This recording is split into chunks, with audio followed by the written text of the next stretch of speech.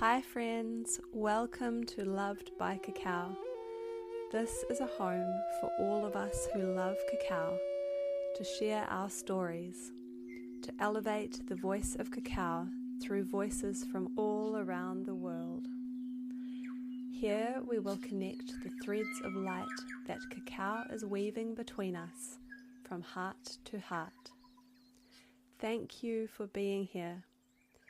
You might like to make yourself a delicious cup of cacao to enjoy while you listen, to tune in with this sacred medicine. I am Pania, lover and facilitator of cacao, and I invite you to step in through the door to this cozy home. Come to sit on a cushion in this circle together, and may we allow ourselves to be here, to be loved by cacao.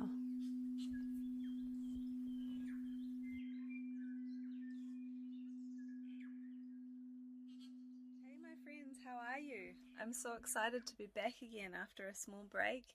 It feels really good to be back, and thank you so much for tuning in to episode 10. How cool is that? I'm excited that it's episode 10, and I've just been drinking a beautiful cup of Cosmic Muma Cacao made by Tracy, who is our guest today.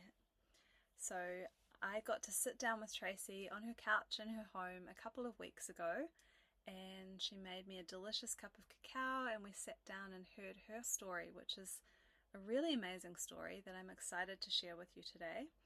And so I've just been enjoying some of the cacao that she very generously gave me when I was at her house, and I'm reminiscing on this conversation we had. So Tracy is the founder of Cosmic Muma Cacao, and she's also a very skilled and knowledgeable healer. She's been working in the healing arts for many years, and when cacao came into her life, she fully embraced it, and now it's a big part of her life, and she creates cacao for others to enjoy and weaves it into her healing work. So we talk about this amazing healing path that she's been on, healing from illness and trauma, and how that led her to cacao. And we talk about her family constellation work that she does, what that is, and how it can create peace and balance and healing for individuals and families. And I really admire the way that Tracy weaves all her tools together to create a home of healing in a way.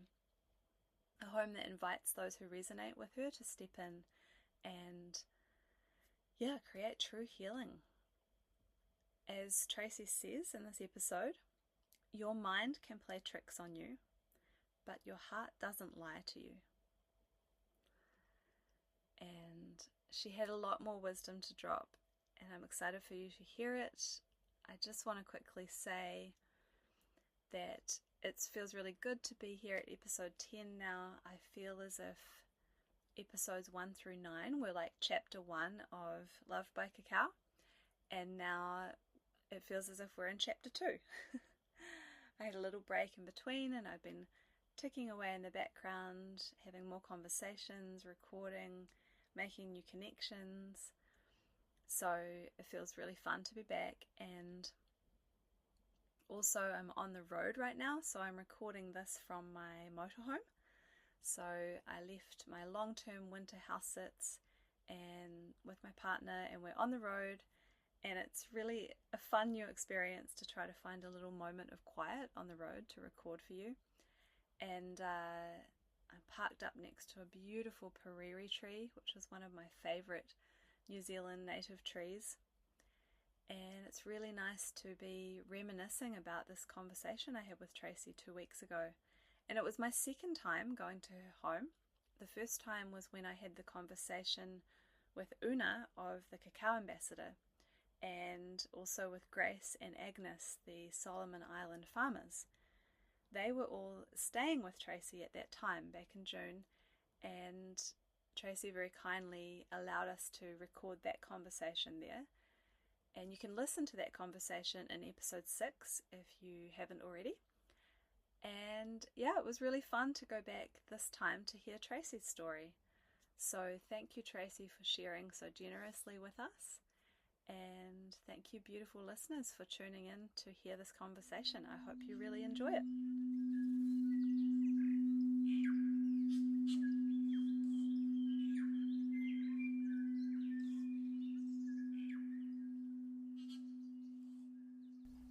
All right, welcome back to Loved by Cacao. I am here with Tracy Cartwright of Cosmic Muma Cacao. Thank you for having me, Tracy, and welcome to the podcast. You're welcome. It's very cool to be here. Yay, and at your house too, so thanks for having me over. And Tracy is the founder of Cosmic Muma Cacao, and we're going to talk all about that really soon. And she also does lots of really cool, other really cool things.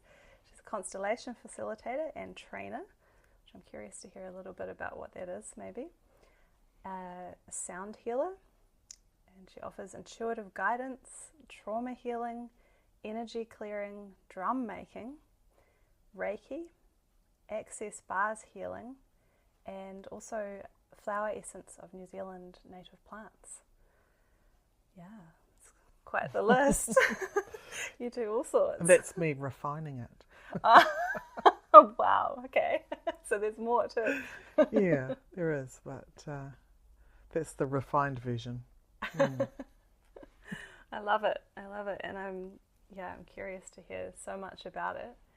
And you've presented us with some beautiful mugs made by your friend, full of Cosmic Muma Cacao. And would you like to say what's in those mugs, maybe? So today we are going to sit with the Blue Lotus and Kawa blend, and it's number 74, and I'll talk about that a bit later, but each batch has its own frequency as well. So this is batch number 74. Ah, yeah, cool. Yeah, so it's 100% cacao paste with Blue Lotus and Kawa plant materials. Yeah. So ground up like fairy dust and added to it. Yeah. It sounds really magical. I'm looking forward to trying it, and it smells so good as well. And would you like to offer us a little cacao blessing before we drink? Absolutely. Thank you. Just invite you all to close down your eyes. Take a nice deep breath in and out. Just letting go of any to-dos and becoming aware of your breath.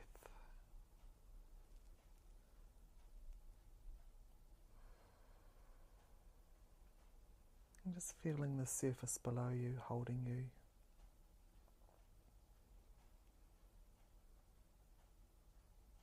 As you take a moment to tune in to your beautiful mug of cacao, or the frequency of cacao if you don't have a mug available.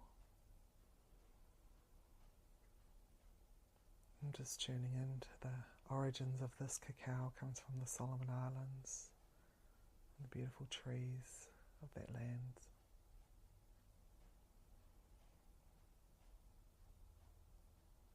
And inviting in Muma Cacao's blessings and the gifts that she gives us,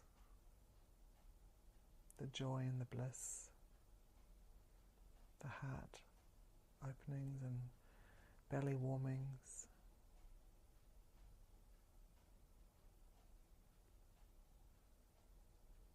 Just invite you to take a moment to invite in anything that you'd like to call in for yourself, and ask Muma Cacao to support you in this.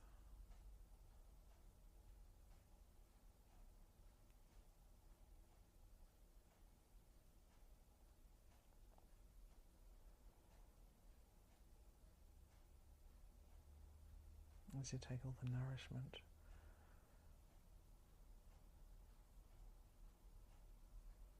and the delicious chocolatey goodness.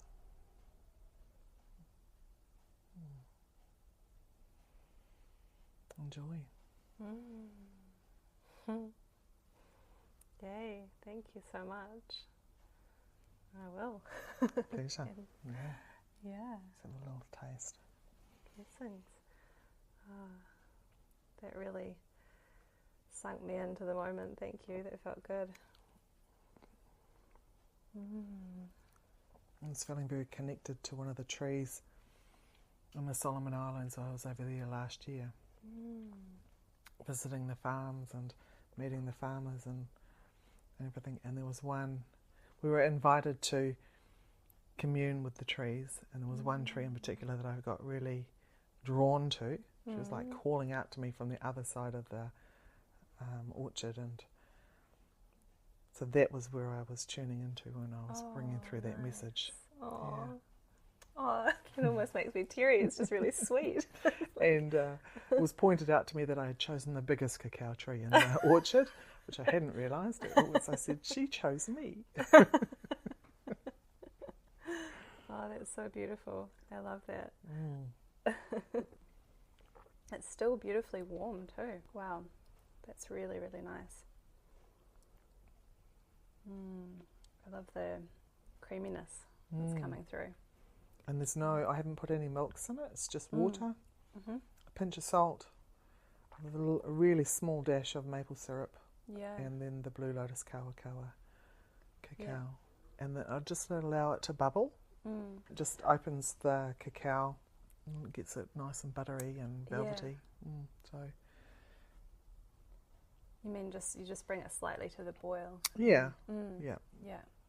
It does seem to help it get more velvety, doesn't it? And it's interesting because some people say not to boil it, and then I think actually it's simmering more than boiling. Like just before boiling. It does. I've definitely noticed a difference when I do and don't do that.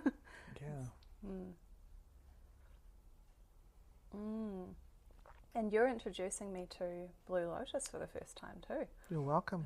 Yeah, thank you. Really cool. I've heard so much about it. I am actually slightly surprised I haven't tried it yet because it seems to be spreading everywhere. I've seen a lot of people talking about it and using it more and more. Yeah, they use it. Some people smoke it. Some people drink it. Yeah. Some people make a Blue Lotus tea and then make their cacao and put it into that. Yeah. It's really good for your nervous system as well, on top of cacao, which is also really good for your nervous system. So they go really well together. And it helps you to activate or access another layer of your consciousness. Particularly if you smoke it. Apparently. I haven't tried that. Right. But you've put in the whole plant, or not the whole plant, sorry, the actual flower head. Yeah. It's not just a tea. So I guess that would perhaps change the effect of it too. I'm curious if it's good for the throat chakra too. It's so blue. I've seen beautiful pictures of it. So, is there any reason you felt drawn to? Well, I think particularly, like you just said, the throat chakra. So that was actually part of the reason, part of my journey with Mumā Cacao was because of my thyroid. Oh, really? Oh, wow. Okay. So that put me on a pathway with cacao. Yeah. Okay. So I was diagnosed in I think 2021 or 20, somewhere around there, with thyroid cancer. Oh wow, gosh, I had no idea. I had nodules in my thyroid, and I chose not to go down the medical route with it. So I'd been hearing lots of really good things about cacao ceremonies and stuff, but in my early days, I'd had a bit of a colourful journey when I was younger, and decided that I wouldn't go down. Let me backtrack a little bit. Yeah, sure. So what I'd heard was, cacao's really good. It gets you high, you feel really high on it. Oh, yeah. So I was like, don't think I'll go there. I've had a colourful journey with drugs and alcohol, so I don't think I'll go there. And then when I was told this about my thyroid, I thought, maybe I'll go and try something, go for a little bit of a deeper dive into myself. I need something to support me. And a friend of mine, Karina, said, come to a cacao ceremony. So I did. Had the most amazing experience. Saw myself stepping out on stage in front of 1 million people. Wow. And not feeling nervous, not feeling worried, and speaking to them. Obviously opening my throat chakra in a different way. And I was like, wow, this stuff is amazing. Like that was the vision that came to you? That was the vision that came to me in the cacao ceremony. And so then I bought some cacao. That was Keith's cacao back then. Oh, yeah. Yep. So that was the beginning of my journey. And then I heard about the cacao ambassador working with the people from the Solomon Islands, which tweaked my interest because my parents had a hostel here in Carmel in Whangarei, and my auntie, the three of them had it together. And they had boys from the Solomon Islands and Papua New Guinea and all throughout the Pacific Islands lived with them. They had about 16 boys at a time living there. Wow, that's quite a lot. It was a lot, yeah. Must have been a busy place. It was a very busy place. And so when I heard about Una and her vision with the cacao ambassador, I thought, wow, I'm going to try some of her cacao and see what that feels like. And it was just this amazing resonance in my body. I think because it's from the Pacific, and then I have such an what's the right word? Affiliation? Affinity? One of those. I have, real fondness for the beautiful people of the Pacific. So, and the energy. But I'd never been to any of the islands. I'd never been to any of the Pacific Islands other than New Zealand. Yeah. Oh, and Australia, if you want to call that a Pacific continent. So that started me, and then I jumped on with Una. She was doing her cacao emissary training, and I was the second one that she did. Oh, wow. And at that point, she was doing one-on-ones. Oh, gosh. You can't get a one-on-one with Una now. She's so busy. Yeah, so busy. You're lucky. I was very lucky. What year was that? Do you remember? 22. Oh, yeah. 21. So it's relatively recent that she started offering the trainings. Yeah. Oh, Yep. that's cool that you jumped 22, in. 23, 24. This is my third year, Okay. And so I did her training, and then she said it to me at the end of it that I was the sort of person she was looking for to offer the opportunity to become an ambassador. Oh, amazing. And I said, oh, what does that mean? She said, well, you make your own cacao, or you make your own brand from the cacao. I was like, I said yes before I even knew what I was saying yes to. It just felt right. Even part of me felt right. So, so that's how I started. Oh, cool.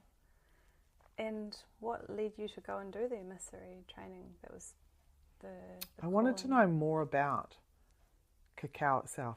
So years ago I studied my herbal studies, and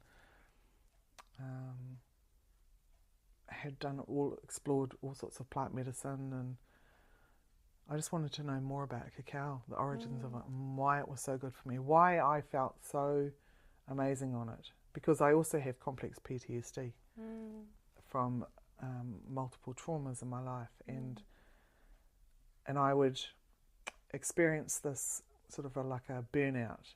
I'd go for about 6 to 8, maybe 10 weeks where I was really good, and then energetically I'd just crash, sometimes emotionally and spiritually as well. And I'd just spend a week hiding, resting, doing absolutely nothing, sort of like bringing all my energy back to myself, and then calling in more energy, and then since I've been drinking cacao, I haven't had one. No, I tell a lie, I've had one, but that was when my mum died at Christmas. Oh, wow. It was a bit exhausting, right? Yeah, and gosh. So in the 3 years, I haven't. Wow. So that was such a difference to me. So that's why I wanted to know what why was cacao so special? What was the difference between cacao and chocolate and cocoa? You know, all the little nuances about it. Yeah. So that was, it was more for my own interest, really, at the beginning. Yeah, and you could feel how much it was changing your life. And absolutely, yeah. And it really supported me in my journey with my thyroid. Okay, yeah, I was going to ask about that. Holding me physically and mentally and emotionally allowed me to open my heart on another level. Yeah. So as I explored some of the trauma that was stuck in my throat. Wow. And yeah, the different experiences that even allowed me to like physically release stuff. Yeah. Gets you into a beautiful space of feeling soft and gentle in your body, as kinder to myself. Yeah. And then last year, just before I went to the Solomon Islands, I got a completely clear biopsy. Wow. Yeah. Congratulations. Thanks. Gosh, Doctors, it must have felt so good. It was so good. And the doctors were like, I don't understand it. Really? I just don't understand how that happened. Wow. So, that was my journey. Yeah, that's amazing. Gosh, what a testimony to going on the journey and you know, really leaning into these tools. And I imagine you probably were doing other things too, not just the cacao, but cacao was a lot of constellating. So that's family and systemic constellations. Yeah. Full body massages. A lot of reflexology as well. Oh, really? Wow. Yep, that was really good.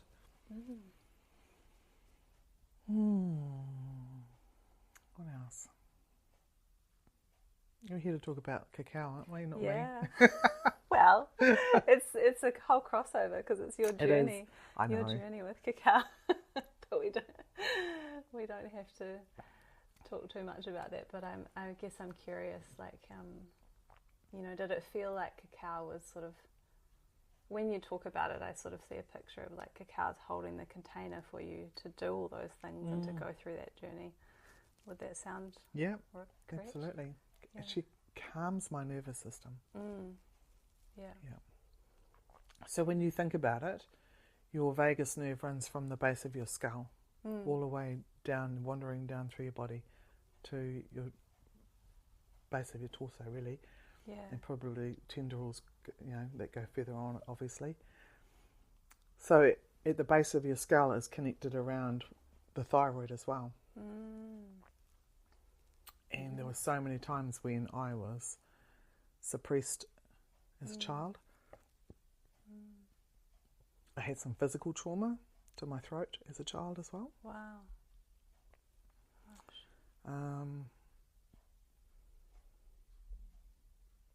Yeah, I just feel that the cacao, Mumā Cacao has helped me to find my voice. Yeah. Hooray! Yeah. I feel like saying hallelujah. That's amazing. Wow. And I'll usually have a nice cacao, like a nice big cacao, before I drum or I'm doing a sound healing. Oh, yeah. Yeah. Which helps me drop in there because drumming takes me to another place as well. Yeah. Wow. Well, I love hearing stories like this. It's so beautiful that you said yes to all of these supports and Thank you. That's good. Yeah. I mean, I wouldn't say to someone, don't go down the medical path. Yeah. You've got to choose that yourself. Yeah. Right? And it was scary to make that decision, but it was the one that felt right for me. Yeah. Good. Yeah. Gosh, you've been on quite the journey the last few years. Yeah. Yeah. Wow. And I'm, it sounds bizarre, but in a way I'm really grateful for it because it's taken me through some things that were just so painful to look at. Right. Yeah. And clearing them out, Yeah, I guess. giving them space to be seen. Yeah. Because what you don't look at, what you don't give space to be seen or give it a place will continue to not haunt you, but poke and prod you Yes. along the way. Yeah. So. And I think cacao can really help us have the courage to look at those things and to, give ourselves compassion in the process. Yeah. Well, I love that she supports my gut and my heart and just the way my brain feels. Yeah. Without feeling high and out of control. I feel Yeah. high but in myself in a euphoric, grounded way. Yes, absolutely. I'm starting to feel really nice from this one, actually. so delicious. Still enjoying it, and it's you mentioned belly warmth at the beginning with the blessing, and I was like, oh, I think you said the belly warming, something like that, and I love that. I can actually feel that as well. Yeah. It's not just the heart, is it? No, it's as all, much as we talk about the heart. because like on a practical side of things, the cacao beans are fermented, so that's a probiotic. Yeah. So it's going to do so much goodness for your belly. Wow. Gosh, I'm feeling quite amazed by your story. That's really incredible, and I think very encouraging for people who are on a physical healing journey as well as emotional. Yeah. Well, we need that support, and I don't think often we don't give food enough kudos for how it can support us when we're eating the right stuff and looking after our bodies, and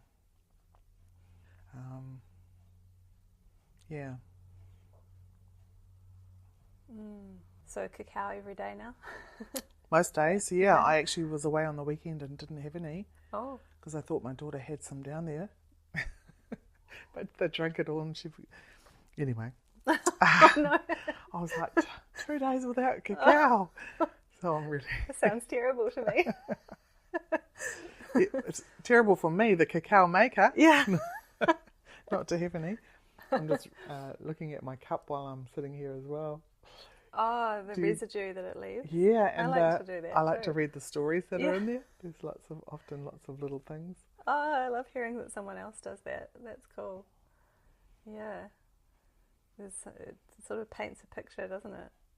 My dad's mum was she did tea leaf reading. Oh, how cool. Yeah, and she taught me when I was young, and I had stayed with them for a long time.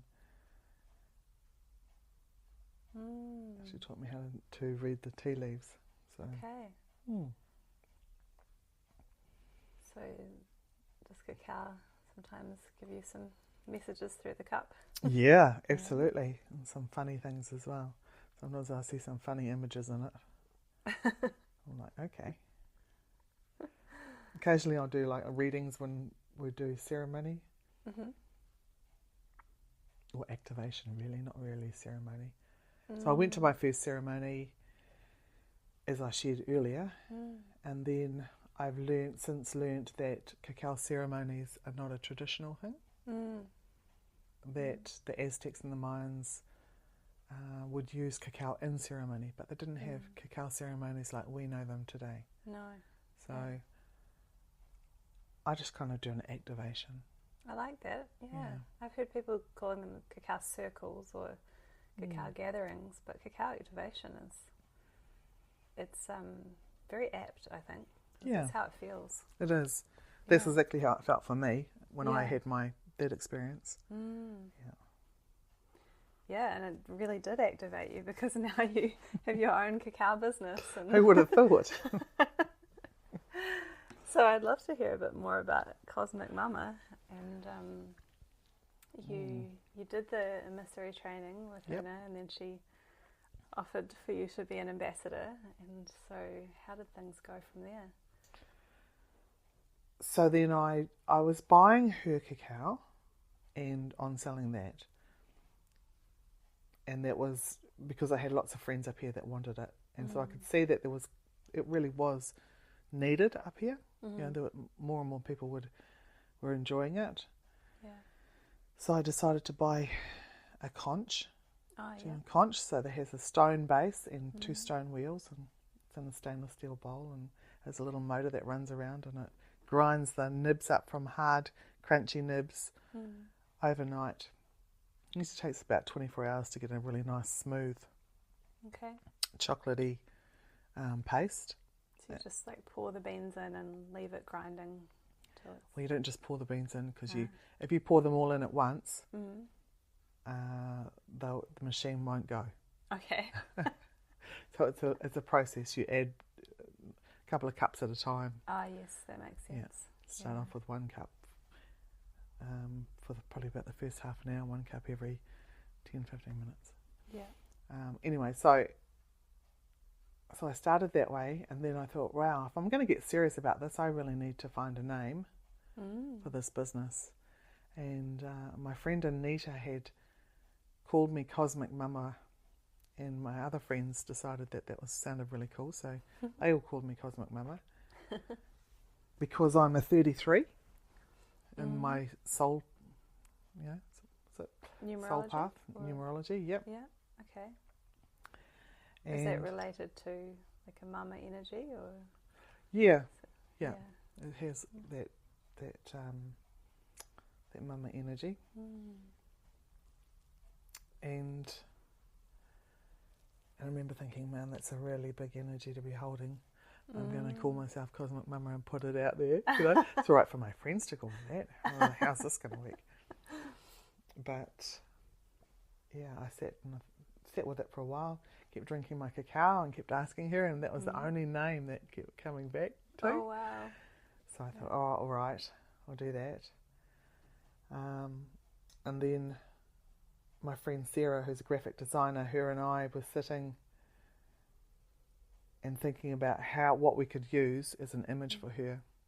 What could we use when we were creating Cosmic Muma? And it come back to this punamo that I'm wearing that my daughter had commissioned, invited me to choose a green stone for myself. And so this was commissioned on the basis of my constellation work, and that I am the mama to 3 children and my partner and I. So there's 5 branches on it.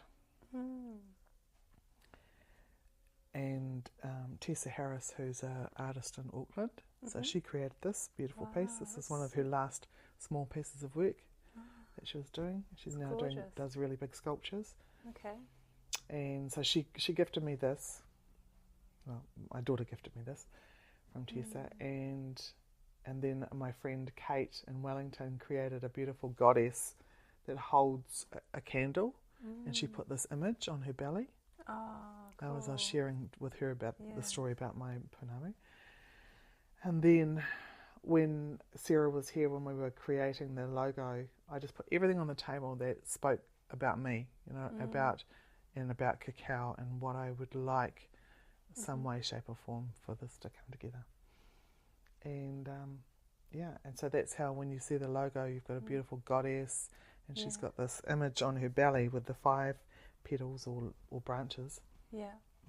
And the funny thing is that when I went to the Solomons, and you cut a cacao pod across, not down the centre, but when you cut it across, you've actually got 5 beans that create the exact same pattern inside, and then the flower on the trees has the 5 little petals as well. Like a star. Yeah. Wow. So it was already calling me. It was already in action before I even knew. That's so true. As soon as you said that, cutting the cacao pod, I was like, of course. Like, I see it now so clearly. Oh, that's amazing. Yeah. How and cool. So I just started making blocks, and then I thought, wow, it'd be really cool just to make portion sizes. Because, some days I was having really big portions, and next day I was having small ones, and I thought, I'll just start making portions and see if people like them, and that's how I've now got pods and blocks. Right. Yeah. From there as well. And my range is growing. Yeah. Yeah. And you've got the crumble too. I purchased your crumble once from Dragon Fruit Cafe. I really like it. Yeah. It's nice. It's sometimes if I make a thick cacao, it's nice to sprinkle it on top. So you have the drink plus the like texture on the top. It's good, eh?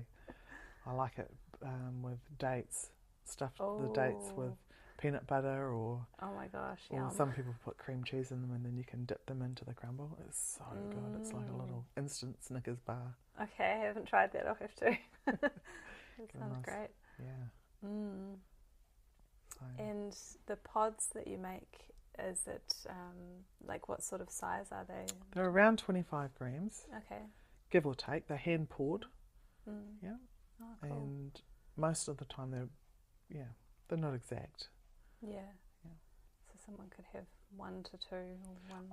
One's a really good dose. Yeah.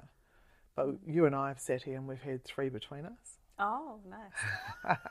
Because that was a little bit more of a therapeutic dose. Okay. Yeah. So if you want to, they recommend 30 to 50 grams at the most. Yeah. Is a really strong therapeutic dose. 50 is pretty high. It's very high, but that depends on like if you're going into ceremony or you're going to do something. Yeah. As a daily dose, 20, 25, 30 grams is a really good dosage. Yeah. Yeah, that's what I find as well. Yeah. So the pods are around that size. Yeah. So it's all. I have my son help me sometimes, and we have little races around who can pour. So sometimes they're a little bit bigger, and sometimes they're a little bit smaller. Who can pour the fastest? That's cute. So your son helps you. Yeah, when you're trying to pour 8 kilos, it can take a long time. Yeah. Wow. Yeah. Gosh. Oh wow. So I'll just let the listeners know that you showed me your cacao studio before we started recording, and it's really lovely in there. I can see that it would be quite lovely to be in there and have the music up, as you were saying, and just get into the zone with the cacao. Yeah. Cosmic HQ, I call it. Yeah. So how often would you spend making, like, do you go out there like once a week, or what's your... Well, I usually have the machines running for at least 3 to 4 days a week. Oh, wow. Yeah. And when I start a new batch, I'll go into a process of setting up a grid, energetic grid. I'll drum, I will sound using my voice or with other instruments. And then I call in the plant essence frequencies that want to be in there. I also use other frequencies, sound frequencies, and other energetic frequencies to hold the space as well. And then I have crystals dotted all around the place. Yeah, bit of a language of light. What else do I put in there? Yeah, whatever it's called for. Whatever Mumā Cacao's. And sometimes the batch will only go for a couple of days. And I'm like, really? I have to start again. And Mumā Cacao will be like, yep, you have to start again and do another run. Wow. Okay. So this is the frequency that's going into it, and you number the batch. Yeah. So on the back of the bags, there's a QR code now. Okay. I used to write on the bags, which was great when I only was doing a small, small amounts, but it's getting more and more now. So now we've done a QR code, and it takes you to a page on my website that has all the batch codes and frequencies. Oh, cool. Yeah. That's such a neat idea, to bring through a different frequency each time. And when you hear the calling to as well. Yeah. Yeah. I did one for Father's Day just recently, and I think the batch that we've just drank, what did I say that was? 74. Yeah. Wait for the magic of the internet to work here. So there you go, batch codes and frequencies. I love that you do that. Wow. So sometimes people will message me and ask me for a certain batch. If I've got it, I will send them that one. Otherwise, I will just tune into what's there, what's available, and I ask Mumā Cacao what would be right for this person. So 74, unconditional love. It's the aqua ray purifier. So it's for the mouth, the throat, and the lung enhancer. Wow. Works for the solar plexus. Be who you are. It's the cosmic gateway, fearlessness, balanced sexuality and sensuality, heart-centered self-acceptance, at peace with one's soul journey. Oh, that sounds so good. And add some blue lotus and kawa to that. Yeah. The kawa is really good because it's a driving energy. Like it has a fiery energy to it, but not in a burning fire, more in a passionate fire. You know, so it helps to drive the energies of the other plant medicine. Yeah. I love that. I haven't really heard kawa described like that before. Yeah.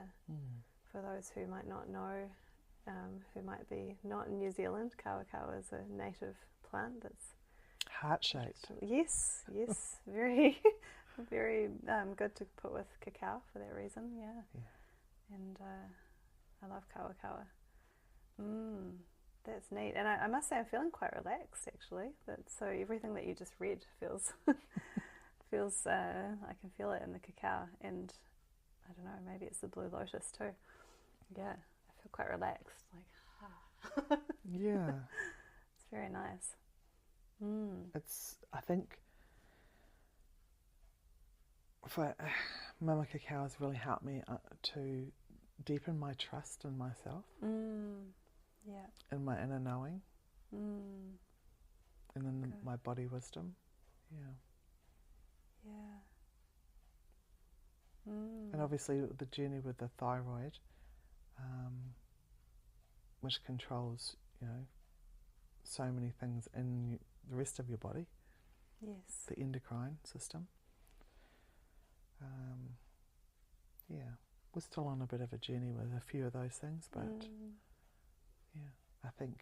I know that I wouldn't be where I am today, I don't think, without having had this experience with Mumā Cacao to support me through it. Yeah.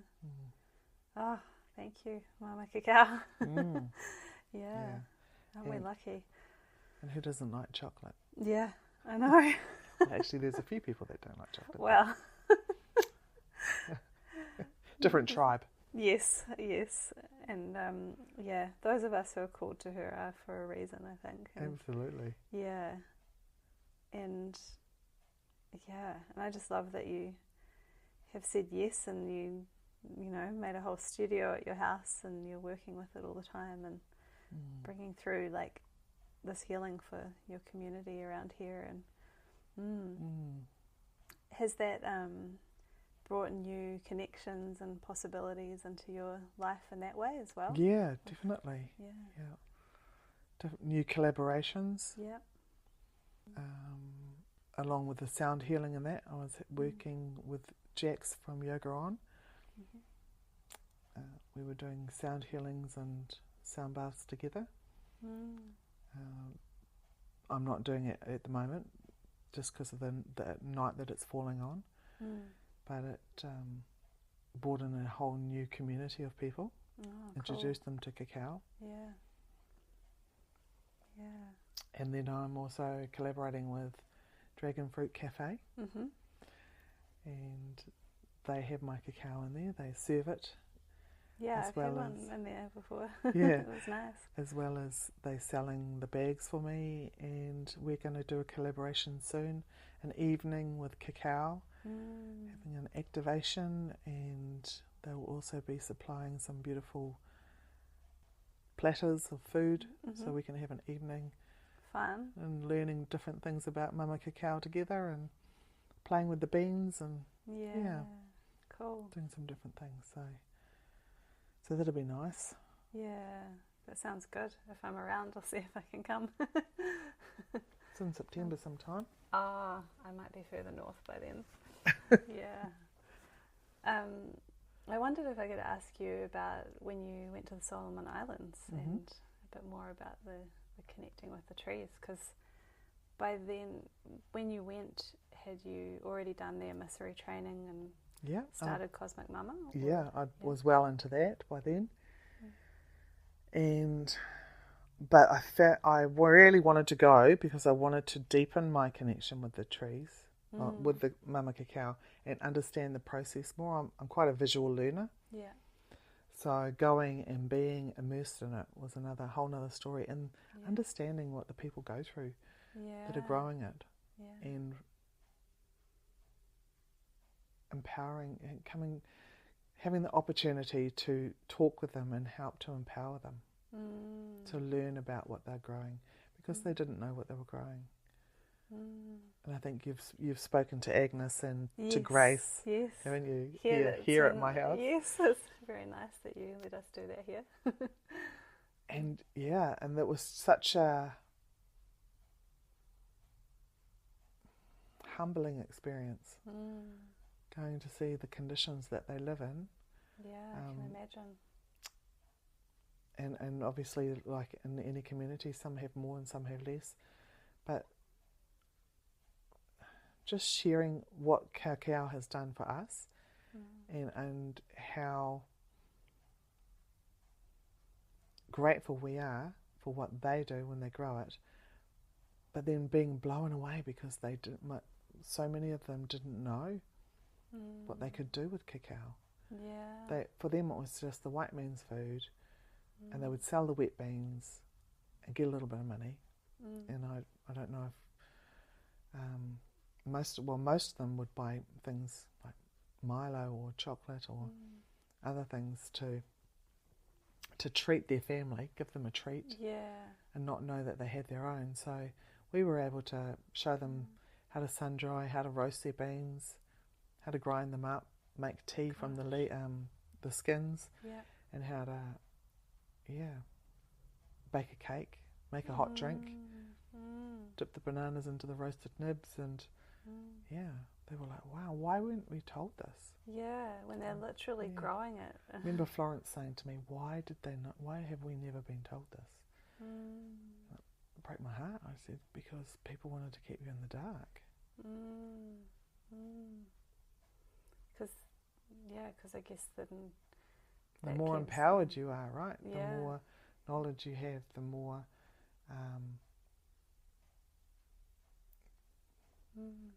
you don't put up with what you don't know. Yeah. And maybe the price of the beans too, if there's more value in that knowledge, and so I guess if the farmers don't really know what they're selling, they might be more likely to get them cheaper. That's the idea that the bulk industry have. Keep them in the dark, then they don't know the value of the beans, so we'll just give them a very little amount of money. It's really sad, isn't it? And it's just, I totally love what you're all doing by going and empowering them like that. So in the boutique market, we're encouraging them to put the energy and the vibrancy into the plants, to sing to them, to know that the more that they eat it themselves and drink it, so eat the beans, drink the drink, the more that they'll be in the frequency with the plants, the trees, and all that's around the environment that's around it as well. Then that amplifies the trees. It goes into the plant medicine, and we get to receive that, and then we're buying more from them. So it's a win-win for everyone, and then we can give them more money as well because they're producing a higher quality bean. Oh, that's because so it's great. because it's smoke dried and not. Sorry, it's not smoke dried because it's sun dried and not smoke dried. Because there is a difference. Very much a difference. The bulk market will take the smoke because they're going to add flavours to it, and they don't care. So they do smoke them over there too. Some farmers, or some farmers that aren't selling to the boutique market. Right. But all the ones that you use are sun dried. Nice. Most farmers sell it wet. Okay. And then you'll have someone that's in the middle that will do the drying. Oh wow. Gosh, it must have been quite the experience to go and be there with them like that. And it was a huge experience, And I think I'll tell you the funny story around how when I was going over there, I said to Mum, what would be the chances of meeting one of the boys from the Solomon Islands Oh, they had stayed. that had at stayed your with house. us? Yeah. And apparently there's 900 islands in the Solomon Islands. I thought there was 90, but apparently there's 900. Wow. Like little tiny islands as well as some bigger ones. And we didn't know where any of the boys lived, you know, what islands they were from or anything. And so I just sort of pushed that aside. And on our second night in Honiara, we were at Amazing Grace's farm. And Debbie, who was going to be our local guide, asked us to all introduce ourselves. And so we were going around, and I said I was from Whangarei, and she got so excited. She said, I went to school in Whangarei. Oh. So she had been one of the students that had been sent to New Zealand to train as well, to study. And she said, and so did my brother, and he's coming tonight. Oh. And I was like, oh, wow. And this name dropped into my head, and I said, it's not Calvin, is it? And she said, yes. Oh, my gosh. And the funniest thing is that Calvin actually still lives in Whangarei. Oh, my gosh. And we haven't seen him for 20 odd years. And then you saw him in the And I saw him in the summer one. He'd gone back to visit family. That's incredible. And Wow. and it gets even more bizarre because the whole trip had already been planned, pre-planned for months. And we knew that we were going into the jungle for 5 days. Wow. So we were going up, high up into the jungle, to a place called Numbu. Okay. And that's where the road ends, in the Guadalcanal. And it turns out it was where Calvin's family's farm was from. Wow. Of all the places in the whole of the Solomon Islands. That's So- incredible. Oh my gosh. Wow. Yeah, so I got to meet his mum and his sisters. And Aw. yeah, Talk about cacao weaving connections. it was, Like, yeah, that's it's all been amazing. connected well before. Una shares that, you know, in her journey with Mumā Cacao, that she's taught her that Mumā Cacao knows what we need well before we know what we need. So energetically, she's leaps and bounds ahead of us. So she'd been, for me, I understand that she'd been weaving that for so much longer than I can even comprehend, Yes. to make all those things weave together. Yeah. And when I went to the Solomons, it was like, for me, there was such a sense of timeline that I'd been in before. I can't even explain it. I don't know if it's an ancestral thing or past life, I'm not sure, but it was definitely felt like I was clearing up some timeline stuff there, energetically. Good. Yeah, that's powerful. Yeah. Wow. Yeah. Oh. And I got to leave one of my drums in the Solomon Islands. It Oh, wasn't really? intentional, but when I arrived in the Solomons, they were tightening up their, what was it? When you go into a country, customs, they're tightening up their thing. So I was, they told me I couldn't bring my drum in, so they took it off me. Oh. At And customs. At customs, yeah. Oh. So then they fumigated it, and I said, I won't be taking it back. Because I could pick it up on the way back out. Oh, right. But I left it there. Because the land of the Solomon Islands was like very feminine. The land is very feminine. And this drum was based around the energy of healing the yoni. So, you know, the feminine essence. And so I invited Debbie to pick it up from the airport and take it, and for her to use it when she has the visitors come to the Solomons. And It sounds like it was all meant to be. I know, yeah. So I came home and made another drum. Yeah. Oh, how cool. Wow. You left a part of you there. Special. Yeah. Yeah. And how did it feel for you to meet the trees for the first time? Oh, it was amazing. I've seen pictures of them, but it's nothing, you know, like you just don't get it until you're actually in the middle of a cacao farm. the energy. There's a different frequency to being in any other orchard or any other growing areas that I've been in, or even in the bush here. Yeah. And I love going into the bush here. I love how I feel when I come out of that. Yeah, that's kind of hard to describe. I think also knowing that, you know, it holds the serpent energy as well. The cacao trees usually have snakes with them. Right. Ah, hadn't really thought about that. Interesting. Are there snakes in the Solomon Islands? Yeah. Okay. Yeah. Grace calls them sleepy snakes because they sleep a lot. Oh, well, that's good. I think most snakes do, don't they? Yeah, probably. But they wrap around the trees. Yeah, but I only ever saw a little one.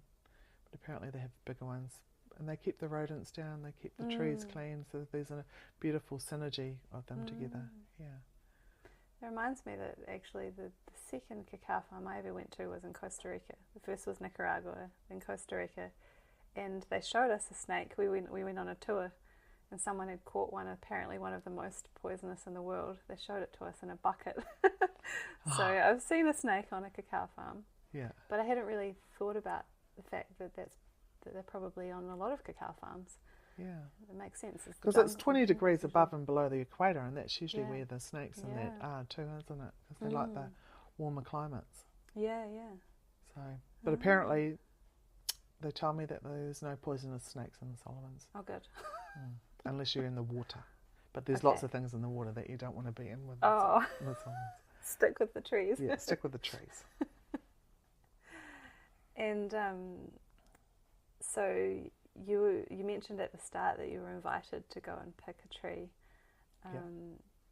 Was that something that Una led, or? Yeah, so she invited us to tune in and then pick a tree, and that would be the tree that we would commune with while we were there on Grace's farm.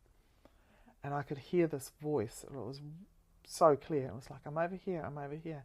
And I just kept, you know, turning this way and turning that way, and until eventually I heard, now you can see me. And I looked, and I just, this beautiful tree, and it had about eye level. There was this, it was like it was weeping. Oh. And it actually looked like a yoni. Oh my gosh. And so part of my intention while I was there was to work with the feminine energy of that as well.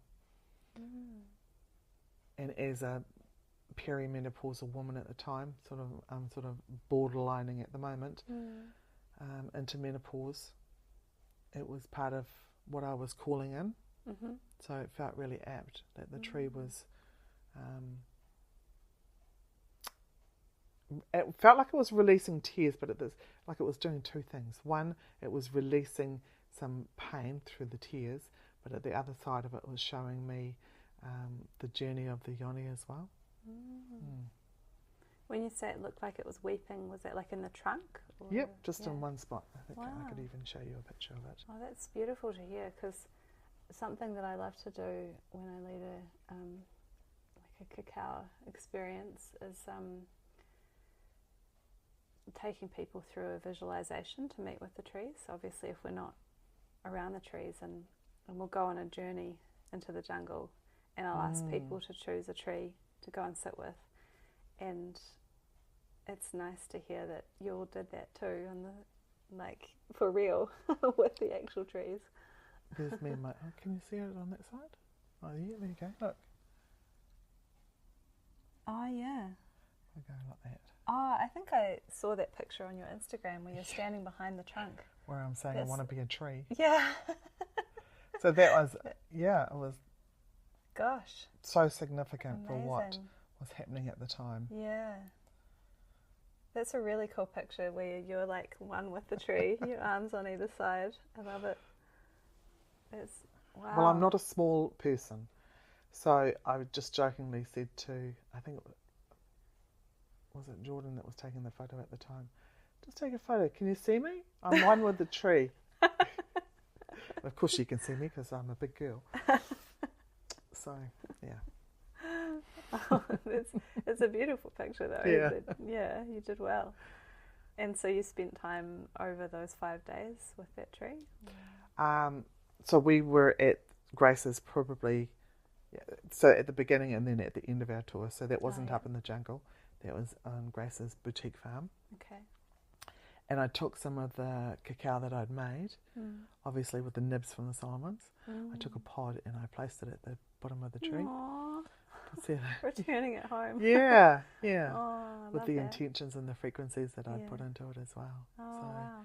And just knowing that when you think about the cacao trees and the mycelium network, right? So, and what you're encoding into each other. So she encodes so much gifting into me, and I was able to put that coding into her as well. And asking for the healing for the feminine. Yes. Yeah. Wow. There was so much. It was so beautiful, that whole journey. I feel tears in my eyes with you talking about that. It's really moving, like coming full circle. And yeah, wow. And the reciprocity that's happening there as well. And that's a really beautiful way of like honouring and showing the respect and gratitude. Yeah. Bringing the cacao back to the cacao tree. Oh. Well, she gives so much, right? Yeah, really. Yeah. Yeah. And I love that the flowers don't grow on the end of the branches like fruit. That they just sprout out of the trunks. It's so cute, isn't it? Yeah, that's so cool. So unusual too. Yeah, I love that as well. Yeah, it's really neat. It's like, because it's like, gives so much more space, right, for everything to grow. True. Yes, it does. They're not all bunched together at the end of a branch. Yeah, that's true. And did you get to try the fruit as well? Did you eat them out of the pods? Yeah. Wow, that was a whole like sherbet explosion experience in my mouth. So, so for the listeners, you can't eat the raw beans. So raw cacao you can't eat. I have eaten it, but it's... Well, it will give you a sore tummy. I was okay, but I mean, I wouldn't want to eat it. It was just a taste of it. It's very bitter. Yeah. So if you were to consume raw cacao, a lot of it wouldn't be good for you at all. So, but yeah, the beautiful pith around the beans is just wow. Yeah, it's like a tropical, sherbety explosion. That's all I can describe it as. My taste buds are salivating as I'm talking about it because it's like wow. Just remembering that whole I've seen juice made out of it. It would be amazing if we could bring that to New Zealand. I've seen some fruit juice. Yeah. Because it's a whole other aspect of cacao, really. Yeah. Oh, that's cool. I did sing to my trees as well. Good. To the trees over there. Oh, good. Yeah. And because I, part of my voice activation has been bringing through, because I can see sound, like I see it in, I see it in shape, I see it in, sometimes in words and sometimes it's in colour and then I just tune into that and then the sound comes out. Wow. So tuning into the trees and then allowing that sound to come through. I was actually so loud that one of the workers came running through the orchard to see if I was okay. Oh, wow. It wasn't a scream of pain. It was just, like making sound, but it was so unusual for them. He came running down. I think he thought I might have like seen a snake or something. Oh, gosh. And then he just stood there frozen looking at me because I'm like having a good time. Wow. Just letting the frequency of it come through. That's amazing. That makes me think a little bit of Deodova. That's what she does. Do you know the musician, singer? Well, she goes to different spots around the earth and brings through the frequency and creates music out of it from that place. So it sounds like what you were doing. Oh, that's special. I've heard of her name, but I didn't know that's what she did. Yeah, it's powerful. I've seen her live. It's very cool. Oh, cool. So yeah, cacao frequencies. Yeah. And so do you say you run activations over here, and do you bring sound into those as well? If you do a cacao offering? they're all very unique. I do a lot of different workshops with the constellations, and I've got a few art workshops coming up. And I always add cacao into them. I was going to ask you about that actually.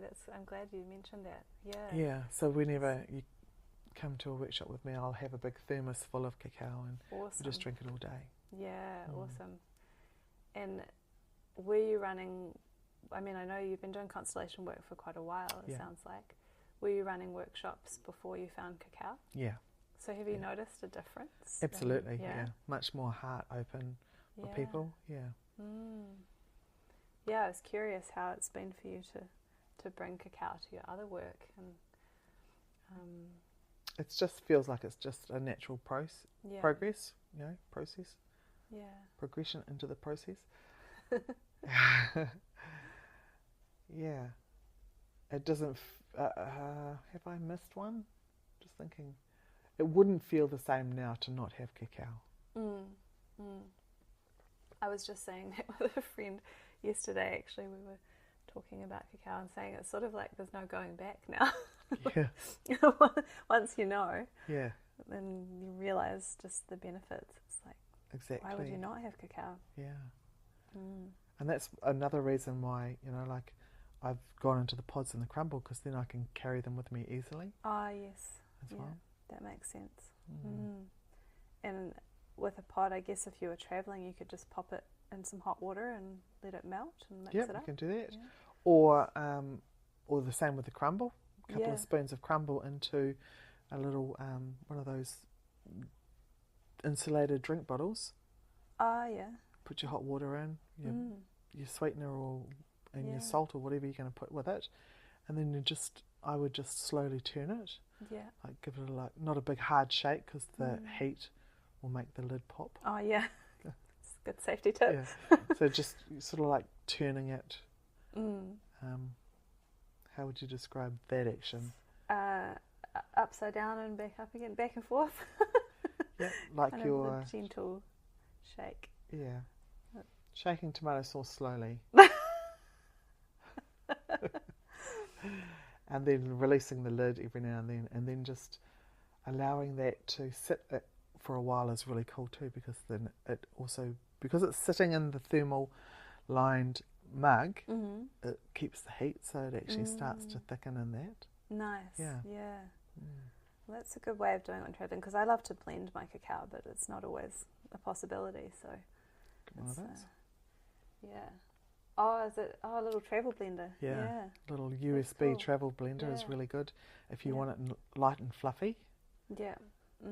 Nice. The heat can get a little bit much for those. Okay. Sometimes. Yeah. So You have to be careful with that. you can't have them as hot. Yeah. And coming up with the different ideas of what you're producing, has that just been like a journey of like experimenting and listening to cacao, would you say? Definitely. I've got lots of ideas. I'm having to slow them right down because of juggling the two, the constellation business, the energy work that I do, as well as Mumā Cacao. So I need to clone myself a little bit. Yeah, you sound busy. It's nice that you had the time to sit and chat today. Yeah, that's good. Yeah. Good excuse to not be doing something else, because otherwise I'm full on doing things. Yeah. Yeah. And did you want to share a little bit about constellation work at all? Because it sounds intriguing and I feel like listeners might not know what that is necessarily. Sure. So there's family and systemic constellations is what I do, and it has nothing to do with star signs. Okay. I did have a beautiful lady turned up to one of my workshops, and I said that. I said, remembering that this has nothing to do with star signs, and she was like, "I? Pardon? Oh. I thought I was coming to an astrology class." Oh gosh. So constellations is a way of helping you to find what you are either entangled with or you're carrying for other family members, usually intergenerational trauma or systemic trauma. It's working in the multidimensional field, so in the unseen field, what we can't see, but what's holding us. And it might be that there's trauma or something that's been unacknowledged in the family, or someone that's been unacknowledged. Quite often there's family members that are missing, whether it's children that were stillborn or miscarried or maybe terminated or adopted out. So when that leaves a hole in your family system. So if you were to think of the stars in the sky as in a constellation of stars, and one of those stars is missing, then that constellation's not the same. So your family soul has a space for everybody that belongs in your family system, so everybody that was born into that family system or conceived into that family system. So constellations is a way of finding peace, finding balance, allowing everything that belongs to have a place and put back into order.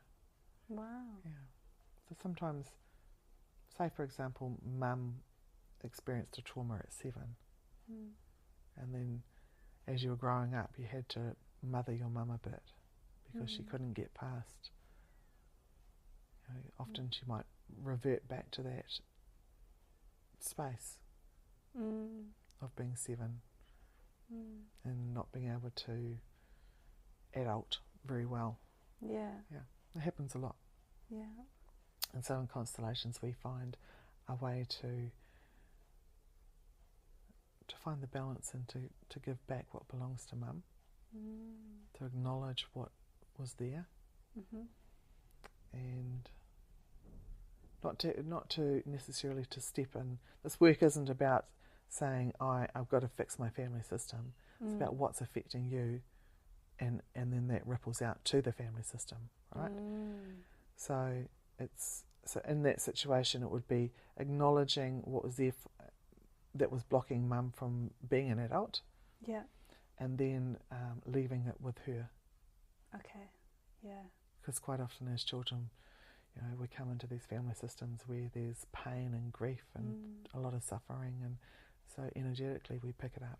We want to carry it. We want to make more space for us to feel the love, but it doesn't always work that way. We end up feeling out of balance, carrying the burdens, and then we get anxiety or we get diseases, and Wow, sounds like really powerful work. It's very powerful work, and you can shift so much in one session. It sounds like you'd see people feeling a lot lighter and more empowered, and and helping them to come back to their body. Because so often we are disconnected to our bodies. Absolutely. I think because I heard about family constellations years ago, and to me it sounded quite kind of scary a little bit, like just like, oh, that could be quite confronting in a way. And I think that if people can step into that, and I don't think I'd be as afraid of it now with the other healing work I've done, but it sounds like it would be quite empowering to go into that space and do that work, and I'm imagining that cacao would help people have the courage to be there and feel more present with it as well. And be more open in the heart and able to see what's there, because so often we shut our hearts off. And the resonance in your heart space reads so much more than your mind space. Your mind can play tricks on you, but your heart doesn't lie to you. So we can disconnect ourselves from our heart so that we don't have to feel that, because that's the truth, right? And our mind will make up stories. So in this work it's a somatic, you feel it energetically, you feel it on a soul level, and then you're able to put things into order so your mind can calm down and not have to put up all the defences that it's had as well. Yeah. Wow. Yeah. It's often called the movement of the soul. Oh, wow. And talk therapy has its place, but Yeah. in constellations, you can move so much in one session. And if you come to a workshop, there's usually around 4 or 5, maybe even 6 constellations done in one day. Wow. And you get to witness other people's family systems. Mm-hmm. You might even get to represent or resonate, what we call resonate, into their family system to hold a space for as a representative. Mm-hmm. And then quite often that space is like, people are like, well, that's actually my family story. Oh, So you're having an experience in that you don't even have to sit in the hot seat. Sometimes just being a witness or a representative, you get to release so much. Wow. And it's making quite a big thing at the moment. There's a series on Netflix called Another Self. Oh, okay. And it's about 3 women in Turkey and their journey with constellations. Oh, really? Wow. So the producer or the director, I'm not sure which one, who experienced constellations and thought, wow, this would make a really good story. This would make a really good movie, film, whatever. So they've done a series on it. They've done the series 2 now. So it's Zaman, who is the facilitator in it, he facilitates differently to me, but at the same time it's the same, if you know what I mean. Yeah. It's the same base, it's the same foundational work. Okay. He just has a different style. Wow. And you've been doing this for quite some time. Yeah, quite some time now. And I'm training people in the work. Yes. Yeah. Cool. And I've had a dream for a really long time to have an intensive here in New Zealand, which we did in April this year. We had over 90 people come, really? and we had people from Mexico and London and Chile and Australia. Yeah. Oh, that's so cool. It was beautiful. Yeah. And so we're having another one next year as well. So and that's Awesome. for anyone. It's not just for people who are trained in the work. It's for all levels of. Yeah. We'd really like constellations to be a household name. In some countries, well, I know definitely in Brazil, and in other countries they use constellations a lot. But in Brazil, in some parts of Brazil, you can't get a divorce unless you've had 3 constellations. Seriously? Yeah. Wow. Because the judges can see the power of the work.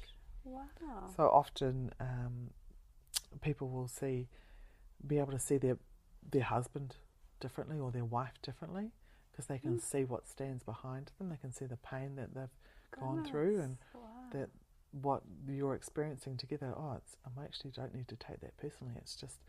It's what comes from behind her, and if that heals, that. And so sometimes people don't get divorced, but other times they still get divorced, but they're kinder to each other, and so that flows down to their children. Good. Yeah. Wow. Yeah. Gosh, that's a whole new take on marriage counselling. It's like Yeah. And it's not in all parts of Brazil, but it is in some parts. And not just Brazil, but I know that in other parts of the world they use it in hospitals as well. For those cases that they just can't heal, or the person just keeps coming back with another thing, or there's another layer of it, Wow. And sometimes constellations will allow you to then be able to take up the medicine, and it might be that you've tried this treatment and then that hasn't worked, and then you have a constellation and then you try it again and then it works because something has shifted in that. Yeah. It's not a magic pill to fix everything. Yeah. Because all families have to have balance, right? Yeah. Yeah, it sounds very supportive though, and it's hugely supportive. That's incredible. Yeah. I love hearing that that's going into the mainstream system. Well, in Brazil, but that we'd love for it to be mainstream here. Yeah, yeah, that would be incredible. It's really cool hearing when these healing modalities become more mainstream. Wow, what important work. Yeah, thank you. Yeah. So there's we've started an incorporated society we call it ANSCI, which is Aotearoa New Zealand Constellation Incorporated, and then we have or it's intensive, so incorporated or intensive. So Okay. a little play on the words there. Yeah. And that's an umbrella group to help support the facilitators in New Zealand and to help the public find people that aren't just getting a quick certificate online. Yeah, okay. Yeah, because anything, you see these things that are coming up in the marketplace now. You know, $49, become a certified NLP practitioner, I know. or a family constellation facilitator. I'm like, wow, there's a whole lot more work than that goes into becoming a facilitator. Yeah. You can do almost anything online now. It's a little bit concerning, isn't it? I mean, it's There's some really good points to learning online, but there are so many charlatans out there with it as well. So it can be a bit scary because you want to know that the facilitator can hold the space. Absolutely. Because it's a big space to hold. Yeah. I'm sure it is. When people are bringing in, like, not only their own traumas, but their family's traumas, or like their whole, it's like a whole big picture thing, isn't it? And yeah, absolutely. Yeah. Just thinking if I can give you a quick example. Well, I had a lady many years ago came to me with anxiety, and we were working with the anxiety in the field, and then she left out a really important piece of information. She hadn't told me that she was adopted. Oh, goodness. And so partway through, and this was just in a one-on-one session, partway through she told me that. So I brought in the energy of her biological parents, so her mother, biological mother and biological father, and it just shifted the whole space. Wow. And she said for the first time she felt really relaxed in her body. And she went and she just sat on the floor and leaned up against the wall for about 20 minutes. She said it was just amazing that she felt connected inside herself and seen, even though they weren't there to see her in physical form, but she felt connected and seen. And about 2 weeks later she messaged me, actually she rang me to tell me that she had been, so for years she'd been on Ancestry, hoping to try and find some relatives, nothing. And 2 weeks after the constellation, she got a message from someone who was her cousin to say, I know your mum, she's my mum's sister, she was adopted out. So she came from a woman who was adopted out. And then she said, and our grandmother was an orphan. So she came from a line of disconnected women. And this constellation had allowed that door to open for her to find the reconnection back into the family system. So energetically that the woman could reconnect. Because we're full body goosebumps. I know, we're multi-dimensional beings, right? So we can if we can be disconnected, we can find reconnection. Yeah. And does she have children of her own? She does. She does have. Imagine how healing that is for them. her Yeah, exactly. And now she has a relationship with her biological mum. Wow, you're giving me tears again. It keeps happening in this conversation. Gosh, it's amazing. Yeah. Wow, how powerful. Yeah, it is really powerful stuff. So. And it's even more powerful with cacao. Yeah. I'm sure it is. Yeah. And so sometimes when someone comes for a one-on-one with me, Mumā Cacao's like, you need to make a brew. It's not all the time. It's just sometimes. Yeah. But definitely in a workshop you'll get cacao with me. Yeah, nice. Yeah, and do you find that most people will enjoy it? I mean, it's hard to say no to chocolate, but... Some people find it quite strong, because I do make a strong brew. Yeah. But the comments that I'm getting is, it grows on you, doesn't it? Like, they keep going back, they'll have a little bit and then they'll be like, actually I think I need some more. Yeah, well, if people haven't had it before, it's quite different to what we know as hot chocolate. So, Yeah. You have to kind of... Am I allowed to swear? Sure. The first drink I had, I was like, this is a mind fuck. It looks like a hot chocolate, but it doesn't taste like one. I love that. So it took me a moment going, oh. Your brain's going, what's going on here? It's not what it looks like. Yeah. It doesn't taste like it. But then, if you were to have a hot chocolate now, for me, if I was to have a hot chocolate now, it would be just too sweet. Oh, yeah, I can't do it. No. Totally different. Yeah. Too sweet, too milky. Yeah. Yeah, it's interesting how our tastes change, eh? Like, I actually have come to like it more and more bitter, and not more bitter, but like to add less and less sweetener over time. Yeah. Yeah. And I did that on the weekend, not this weekend, just gone the weekend before I had my trainees for the constellations, and the first one was quite sweet, and over the weekend I slowly added less sugar, and they were like, that was getting better and better all weekend because they actually didn't need the sweetness. Wow. Yeah. Amazing.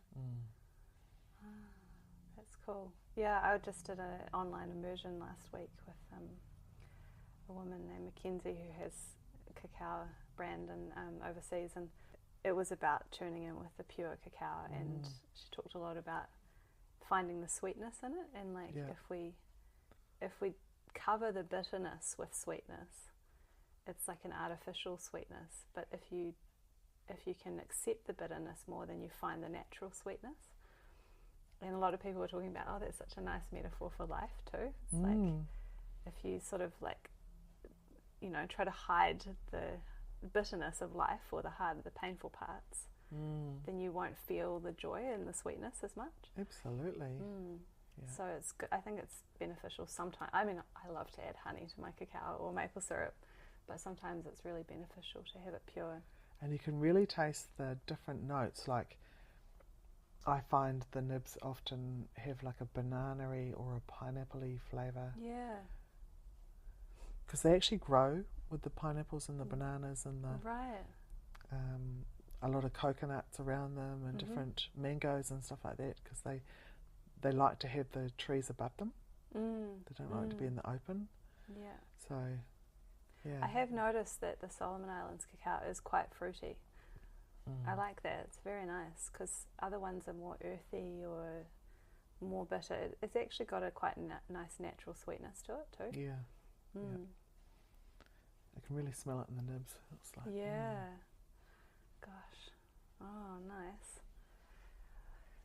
So who would have thought I was going to be a cacao connoisseur?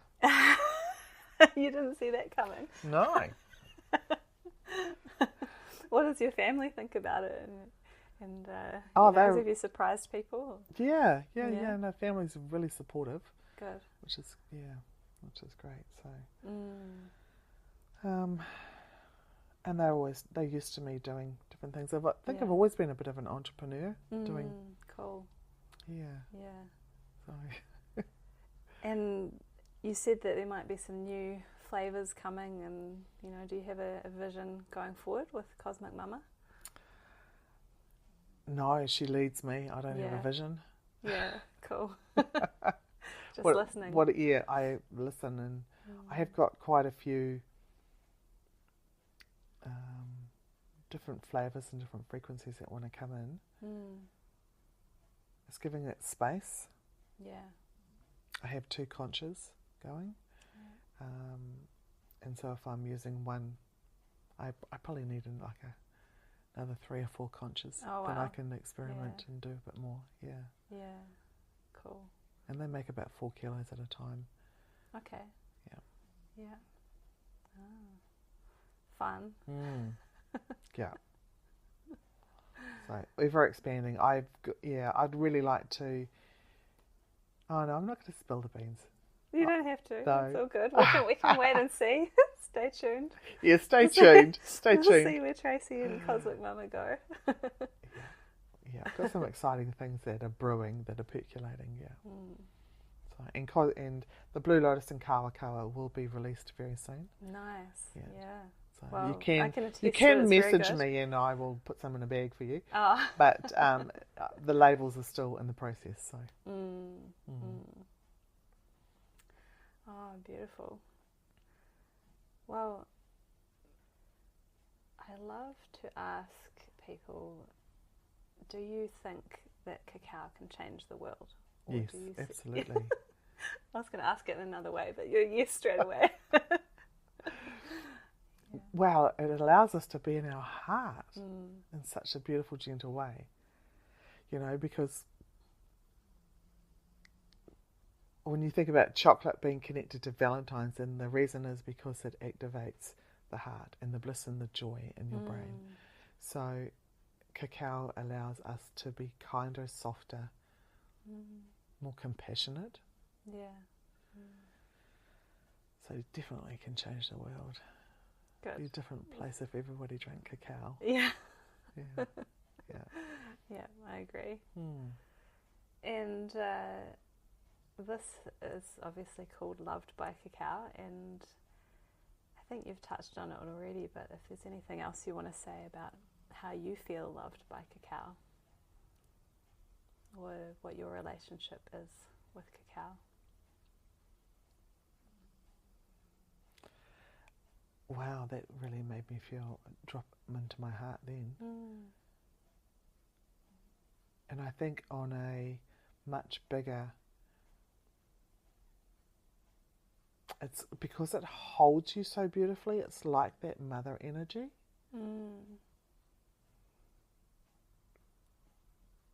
The purest sense of the mother energy.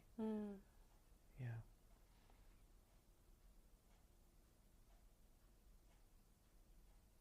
I think it helps me to feel whole in myself. So,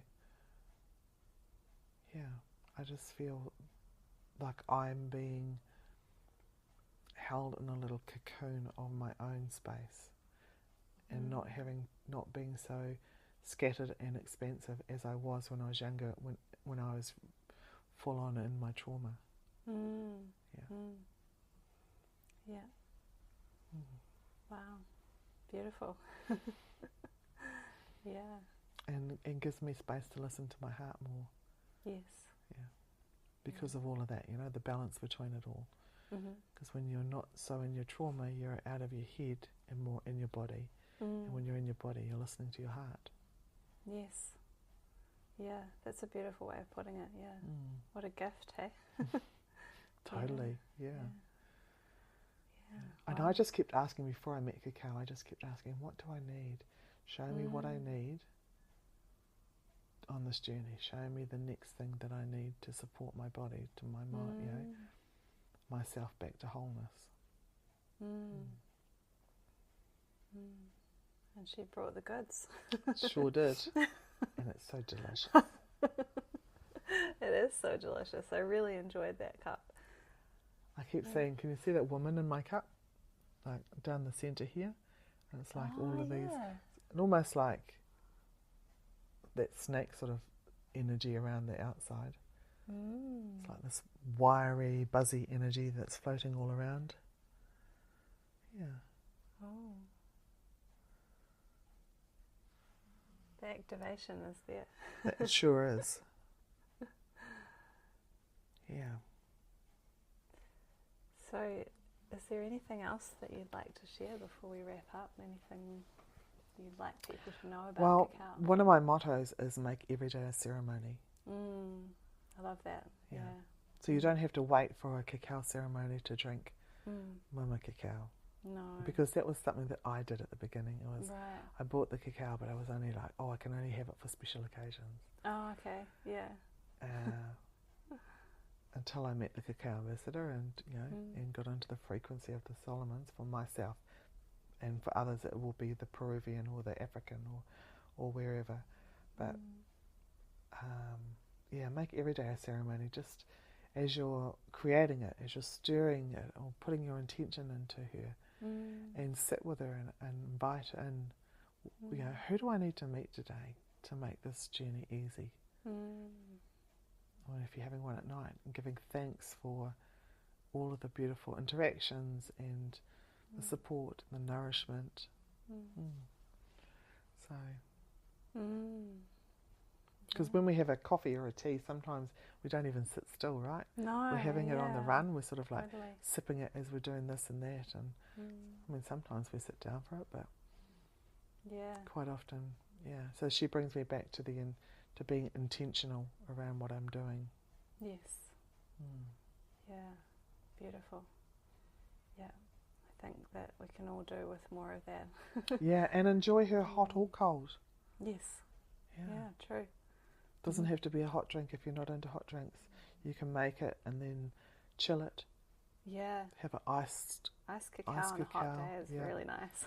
Yeah, I just had some in the freezer that I'd had left over, so I froze it and threw it in the blender with a little bit of oat milk and a banana and some maple syrup. And oh, that sounds yum. You could add cashews to it. You could add whatever you like to it. Yeah. It's great for experimenting with. It's like very flexible with what it can go with, isn't Absolutely. It? Yeah, it goes really nice with meat. Really? Yeah, if you're a meat eater. Okay. With red meat. Oh yeah, well I guess like traditionally in Mexico they'd have I can't think of the name, but there's that chocolate. There's a sauce that has chocolate in it. Chocolate and chili. Yeah. Ah, yes, I love chili and the chili's apparently helps it to circulate through the body as well. So yeah. How would you have it with meat? I'm not a meat eater, so I'm curious. If you were doing like a chili con carne or right. What did Pete do the other night? He put chocolate into one of the might have even been nachos. Just trying different things. Okay. Yeah. Cool. And you've got because it has a savoury element to it as well. Yeah. It's interesting, eh? We tend to think of chocolate as a sweet food. I mean, but that's because it's got the sugar in it. Exactly. Right? Yeah. It's actually not a sweet food. We've just artificially made it into that. Yeah. So yeah, it's nourishing on so many levels, and it's cool that you can use it in savoury and sweet. Yeah. So it sounds like you're having fun with it then, with your experimenting. Yeah. Yeah, and I'm very grateful that I have the opportunity to do that. Yeah, I know that not everyone is in the same position, but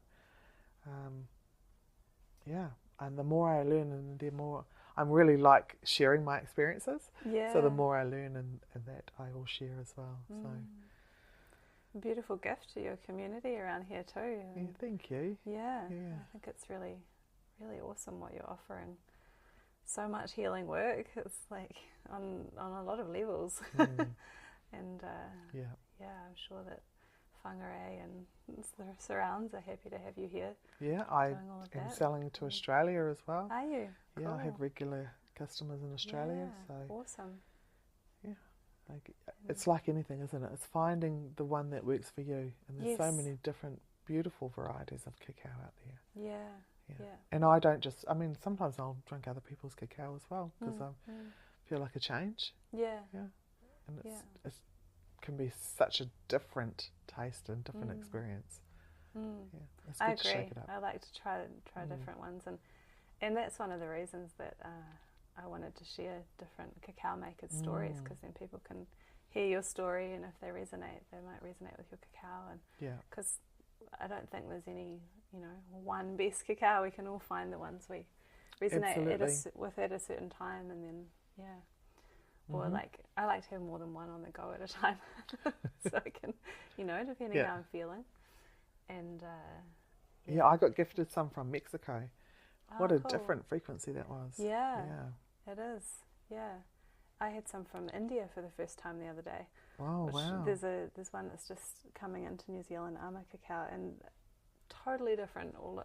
Every country is completely different and has different frequency, different flavour. It's amazing. I'm going to Vietnam soon, so I'm going to try some in Vietnam as well. I know that there is a plantation near Ho Chi Minh that does guided tours and stuff there. So cool. I'll go and spend the day there. That'll be fun. I wonder if they'll have anything you can bring back. Hopefully. Bring back a little bit of Vietnam cacao. Yeah. Oh, cool. Good to experiment. Yeah. Oh, gosh. Well, you mentioned that you have a lot of gratitude for being able to do this, and I have a lot of gratitude that you could stop in your in amongst it all and have this conversation and share your journey. Yeah. And it's a pretty incredible. I think you're doing an amazing job because you're sharing it and getting it out there as well, right? Yeah, well, I love to share cacao, as you know, as I think most of us who love cacao love to share it, and so yeah, I just want us to be able to connect even more and hear each other's stories and see. I know that she's creating a lot of change, and I love hearing the personal stories of how that's actually happening. So yeah. So and it's that I'm thinking, for me, you know, like, because cacao has been around for such a long time, and the work that I do in constellation work is actually, even though it sort of only kind of came into the world in the 80s, it's actually ancient work. Right. It's just come through with a different language for this time. Yes. And that's, so what's that, 40 odd years ago that it sort of came through, but now, and they meld together so well, because they're both from the wisdom fields coming together to help us in this time as we go forward in this new energy. So true. And cacao is similar in that it's so old, and we're kind of using it in a new way, or connecting with it in a new way. Yeah. And it's really nice to, you know, I had it in mind that I wanted to speak to healers and how they're incorporating cacao in their healing work. So it's cool to hear how you're doing that, and that you've seen a shift. And that's beautiful. Yeah. I know one person that I know is highly allergic to chocolate, like anaphylactically allergic to chocolate, which makes my constellation brain go, oh, that's interesting. I wonder where that comes in, you know? So, it's not something that you hear of very often, is it? No. For people, I have met one person who couldn't really not anaphylactic, but just had, issues with eating chocolate. So I do know that for some people that are on medication for depression, that cacao can sometimes, because it's to do with the serotonin releasing, because cacao activates your serotonin. Yes. And often with the medication, they're artificially trying to release serotonin. Yeah. So there can be a incompatibility there. Yeah, I think you have to, there's a contraindication. You've got to be careful if you're taking antidepressants to, I guess, I think if it's low doses and low, like gentle cacao, it's okay. But if there's a high dose of both, it's not good. So there's definitely some situations where it can't be enjoyed. But that's a shame. Yeah. Each to their own, right? On their journey. Yeah. Well, I guess, you know, like every healing modality, they're not all for everyone. But you know, this nice, beautiful, warm, fuzzy feeling that we're feeling right now, we could send that to them. Yes. You know? So true. So they don't even have to consume it. They can be in the energy of it and receive that. Yeah. I absolutely believe that, you know. I think people can tune in with the frequency of cacao without drinking it. Obviously, it's a lot easier if you're drinking it, but, you know, that frequency is there anyway. And, so just sending that out to anyone who needs it right now. Yeah, beautiful. Shiploads of beautiful healing from Mumā Cacao. Oh. Well, that feels like a nice way to end. Sending out the healing, the frequency, and the open-heartedness, the gratitude. Yeah. Reminds me of the song that the woman in the island sang. I got the joy, joy, joy, joy down in my heart. And someone goes, where? You go, down in my heart. I got the joy, joy, joy, joy down in my heart. Down in my heart to stay. Yeah. Cacao makes me feel that way. Yay. Me too. Yeah. I'm definitely feeling it. Yeah. Thank you for this opportunity. It's been so good. Yeah, I'm so glad. Thank you so much for having me over and being willing to share this and like opening your house to this podcast 2 times now, because I was here before with Una and Grace and Agnes, and opening your home to all of them as well. And it was such a pleasure. That was such an adventure. Yeah, that having been to the Solomons and knowing them, meeting them over there, and then bringing them to New Zealand. Yeah, that's a whole nother podcast, isn't it? I know, because you got to hang out with them all here and everything. Took them down to Wellington. We had some adventures. Lots of laughs. Well, we might be able to check back in with you another time and hear about Vietnam too. Yeah. That'd be good. Yeah, well, I really wish you all the best with Cosmic Muma and your ongoing journeys and listening and exploration and healing work. Thank you. Thank you for doing the work that you're doing. Yeah, pleasure. And I just wish you all the best, and thank you listeners as well for tuning in. And thanks everyone for listening, staying with us. Yeah. Enjoy Mumā Cacao. Yeah, and tune in with Tracy. If you want people to get in touch with you, how can they do it? Or if people want to get in touch with you and try some of your beautiful cacao. Okay, so it's Cosmic Muma, so Muma, which sometimes people think that says Muma. Oh, right. Mama. So cosmicmuma.nz, and then you can find me at tracycartwright.co.nz for my constellation work. That's Tracy with no E. I can put that in the show notes as well, so people can go and find you there. Great. Yeah. Cool. That's easy, isn't it? Just click the link. Yeah. There we go. Beautiful. All right. Thank you so Tracy. much, Pania. Thank you for opening your heart here and listening today. Please subscribe to keep getting episodes in Apple, Spotify, or YouTube. And please share this podcast with your cacao-loving friends. You can follow us on Instagram at Loved by Cacao. Please take care of your heart and may you feel loved.